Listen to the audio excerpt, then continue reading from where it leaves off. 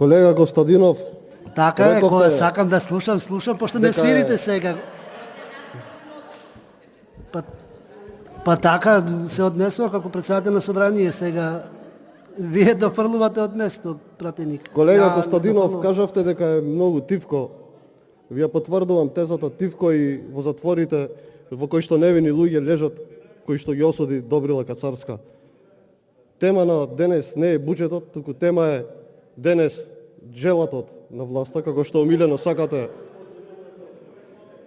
да ја наречете, но што друго може да се очекува кога за координатор на реформите во правосудството се става еден аболициран криминалец како премиерот Зоран Заев, кој што еден мој сограѓанин кажа, аболициран криминалец е исто како пуштен педофил.